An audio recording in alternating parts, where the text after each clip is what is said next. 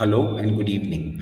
It is 13th of अगस्त 2024 और कल जो हमने आपको लेट इवनिंग अपडेट किया था वीडियो, उसके स्टॉक्स में जिस तरीके का मूवमेंट आया जो उस वीडियो में स्पेसिफाइड थे वो तो आपको देखने को मिला ही होगा। उसके लिए हम एक अलग से शॉर्ट भी करेंगे, जो आप लोग को हमारे चैनल पे देखने को मिलेगा। कल पॉजिटिव न्यूज़ थी, आज थोड़ी सी नेगेटिव न्यूज़ है। देखिए 7th ऑफ जुलाई 2024 को हमने एक वीडियो भी किया था जो आपको हमारे वीडियो सेक्शन में जाके मिल सकता है, जिसमें हमने आपको बताया था कि ऑटोमोटिव सेल्स किस तरीके से प्रॉब्लम में आ रही है और ऑटोमोटिव सेक्टर किस तरीके से प्रॉब्लम में आ रहा है। तो देखिए उसी के कंटिन्यूशन में अभी हम जो कवरेज कर रहे हैं इसमें आप देखें कि अब इन्वेंट्री लेवल्स जो हैं वो बढ़ गए हैं, और इन्वेंट्री लेवल्स जो हैं वो पहले जो 60-65 डेज के थे अब 90 टू 120 डेज के हो गए हैं। और आज के टाइम आप देखें, अगर डीलर से पता करें, चैनल चेक करें अपना, तो आपको पता लगेगा नियरली हर गाड़ी का हर वेरिएंट आपको अब शोरूम में या उनके वेयर हाउस में अवेलेबल मिलेगा रेडी। ये थोड़ा सा अभी कंसर्न बनता जा रहा है। और अगर हम फाडा कोई डेटा को देखें तो करीबन 28% ड्रॉप जून तक में ही आ चुका था ईयर के स्टार्टिंग से। अगर हम देखें तो जनवरी में सेल्स जो थी वो करीबन 3,93,250 यूनिट्स की थी, और वो जून में डिप होते होते 281,556 तक आ गई थी। और अब ये सिचुएशन और थोड़ी सी खराब होती हुई दिख रही है। तो इसके अगर हम रीजंस देखें तो आप ये भी देख सकते हैं कि लास्ट कपल ऑफ इयर्स में जिस तरीके से ऑटो सेक्टर ने परफॉर्म किया है, तो एक हाई बेस का भी एक इम्पैक्ट है जो कहीं ना कहीं देखने को मिल रहा है इस सेक्टर में। और आप देखिए इलेक्शंस के चलते भी थोड़ा सा सेल्स में हमें डिस्ट्रॉक्शन देखने को मिला था। उसके साथ साथ जो आप देखें बैंक की रेट ऑफ इंटरेस्ट है, जो कॉस्ट ऑफ फंडिंग है, वो भी कहीं ना कहीं एक मूड डैम्पनर बनी हुई है। अभी रेट ऑफ इंटरेस्ट बहुत हाई है।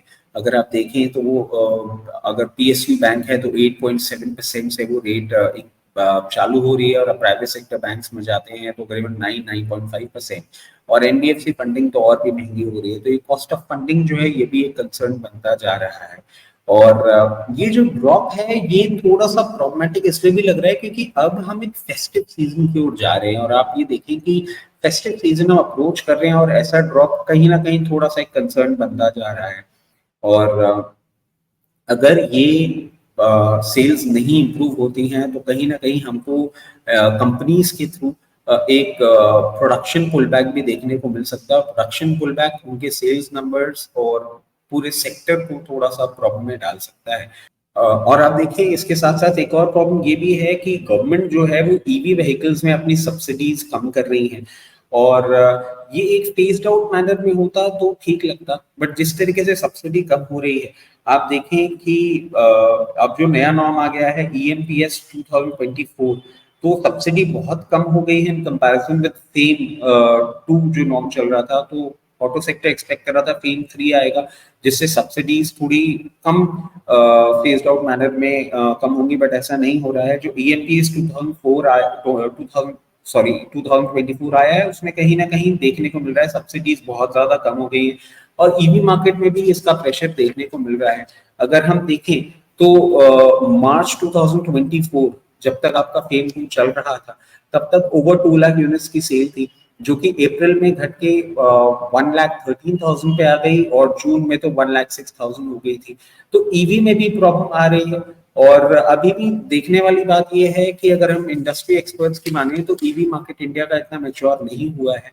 अभी भी गवर्नमेंट का सपोर्ट और सब्सिडी की रिक्वायरमेंट है at least for 3 to 5 years, but government अब उसको एक ग्रेजुअल मैनर में कम करना चाह रही है, जिससे हमें लगता है कि ईवी मार्केट में भी आपको एक प्रॉब्लम आ सकती है। तो अब आप इसके साथ साथ एक और चीज देखें कि अगर हम स्टॉक्स की बात करें तो मारुति आप देखें ईयर स्टार्टिंग से अभी तक 20% अप्रॉक्स रैली कर चुका है। टाटा मोटर्स ने भी 35% का अपसाइड रजिस्टर किया है। महिंद्रा एंड महिंद्रा भी 60% गेन्स रजिस्टर कर चुका है and among the top performer रहा है। और निफ्टी अगर हम देखें तो और 12% ही चली है।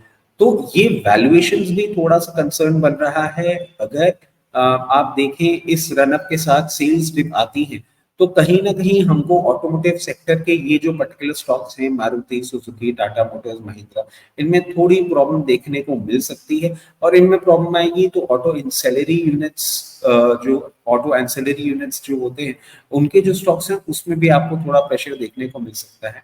तो आर एडवाइस इज सिंपल, थोड़ा सा कॉशियस अप्रोच रखिए और ऑटो सेल्स को मॉनिटर करिए और उसके साथ ही अपनी पोजीशन मेंटेन करिए। So again, this is all that we had for today.